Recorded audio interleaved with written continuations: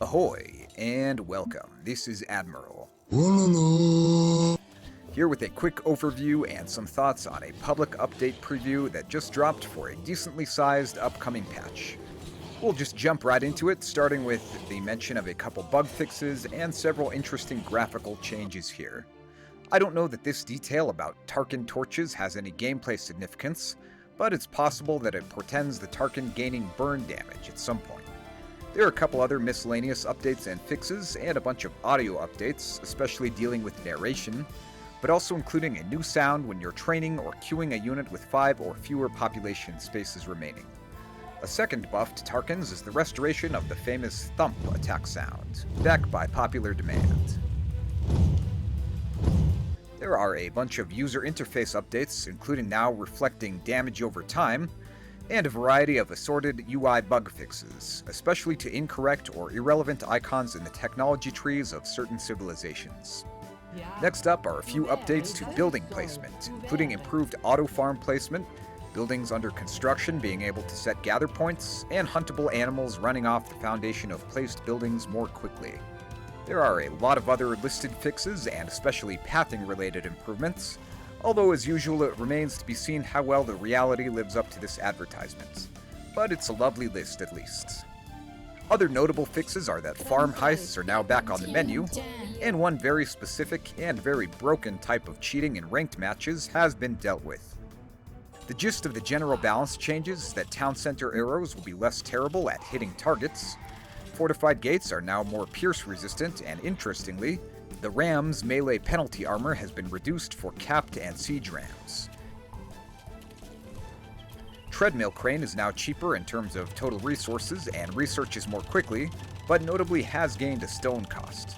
Traction trebuchets resist conversion, the heavy rocket cart upgrade is cheaper, and importantly, skirmishers now take 4 more seconds to train for their non-elite version. Pikes and halves deal less bonus damage to Mamelukes, more on that later, and laming hunt or herdables with military is now off the table, as those animals can now be gathered even if killed by enemy military units or buildings. On the civilization level, Hussite wagons get a mild nerf to their secondary projectiles, making them a bit weaker in Castle Age against units with low armor. Kreposts can now research Elite Conic, and Flemish militia are in the bargain bin with a 5 gold discount, and the removal of their Spearman armor class, which you'll remember was a penalty that made them take extra damage from certain units like archers and skirmishers. Celtic trebuchets are now powered up with the Road Rage of Furor Celtica, netting them an additional 60 hit points, or 210. And Frankish throwing axemen got thrown a bone with lower training time and upgrade cost, and more impressive beards on their bearded axes, as that technology now provides 2 range, bringing them up to 6. Goths will lose their sometimes unhelpful and overall dubious bonus of extra attack against boars, and Gurjaras are getting a very helpful boost with an additional 100 extra food tucked away into their spawned bushes, on top of greatly reduced training time for Camel Scouts, and 1 additional attack on Camel Scouts when hitting Feudal Age. Hindustanis now have to pay a bit more for their formerly obscenely underpriced Imperial Age technology, Shatagni, but it's still fairly affordable. And Khmer Ballista Elephants get a small nerf by now taking more damage from units with a heavy siege bonus, and having slightly fewer hit points for the elite version. Turtle ships get a tweak in that their rocket projectiles now deal melee damage instead of pierce, which in a vacuum would help against ships which have 0 base melee armor, but the damage has also been lowered and accompanied with less bonus damage, so it's not clear yet what the net effect is here, but it looks like a very mild change, at least for the purposes of ship combat. Magyar fans will enjoy the triple buff for their unique unit, which has gained 5 hit points, 1 attack, and a somewhat faster training time.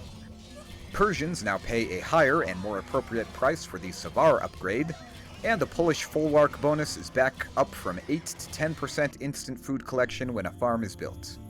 Organ guns are going the way of the Janissary by losing 1 range for their Castle Age form, although Elite is unchanged, and Roman Scorpions have a somewhat reduced gold discount now at 50%. Sicilians get a nice buff as their soldiers now resist 40% bonus damage instead of 33, and Sergeants get yet another discount of 5 food. Furthermore, Donjons can now research the unit upgrades for Sergeants and Spearline units. For Spanish, the conquistadors' food and gold costs are flipped, and there are a few changes to the 3K factions. Next up, wild animals have generally become more threatening, except chickens, which now get one-shotted by villagers. Crocodiles have gained a charge attack, and snow leopards and jaguars are now faster in their running mode, while rabid wolves and famously poisonous Komodo dragons now deal damage over time after their attacks. Monk! I need a monk! Bears have become a little beefier with 5 extra hit points, and polar bears are more threatening still with an extra 1 attack, but a loomed villager can still deal with them one-on-one. There's quite a spate of changes to the Chronicles factions, which I won't go into detail on, but it's fairly intensive and even includes replacement of several of their unique technologies. I don't quite know what to make of this, other than that it's likely that the next DLC will be the next edition of Chronicles, and perhaps they wanted to refine the balance of the existing factions beforehand.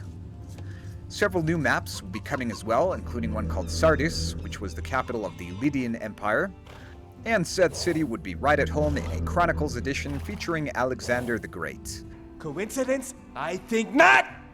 Aquarina also sounds quite Chronicles themed, mentioning oysters and ports for trading. There's also a map called Mirkwood, spelled differently than in Lord of the Rings, but which hopefully does not portend the addition of an elvish civilization to AoE2. A few interesting new items have been added, and of special significance for Return of Rome fans, they are available, along with many other subsequently added Gaia objects, in the Return of Rome mode as well. The new objects are also available in standard AoE2, of course, and include red and arctic foxes, which can be hunted not for food, but for gold. Also included are huntable hares, basically wild chicken reskins, an additional skin for llamas, and several terrains which were formerly available only in the Spring Terrain mod.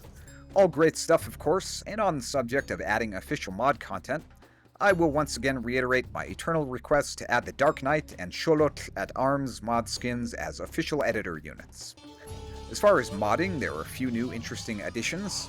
The first is support for multiple train locations for units, which formerly was done by creating clones of units, like the Barracks Huskarls or Donjon Spearline units.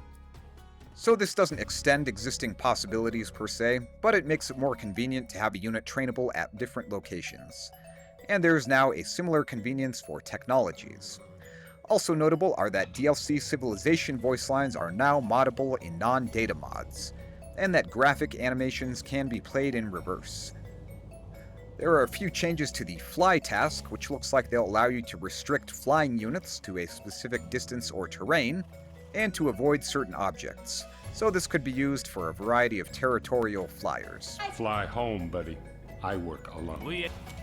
Last but not least, they've improved, but by their own admission, not fully fixed the issue that Chukonus, rocket carts, and similar units sometimes had of not fully firing all of their projectiles. So we'll have to keep an eye on Phosphorus to see how that goes. I do have to say that I was hoping for a rework of the 3K factions into plausible, temporally, and thematically appropriate civs, and my disappointment in them and their heroes LARPing as ranked medieval civilizations remains unabated. But having already expressed that thoroughly and to no apparent avail, I really don't know what else to say there, nor do I care to repeat myself ad nauseum, as even justifiable negativity is palpably corrosive. For the record, I still emphatically think it would be wise for the developers to address this on some level, but until then I'd rather not think about it too much. Even so, I can appreciate the improvements of this upcoming patch on their own terms, and the changes it does make look quite good, and do open the door for further creative projects. The balance updates seem solid, and the new features and objects are excellent. And if the next installment of Chronicles is like the first one, it should be very well received. Anyway, that's my patch blitz, but what do you think about the balance changes and the new features? Let me know in the comments. This has been me previewing the promising pup for the pending patch. Till next time.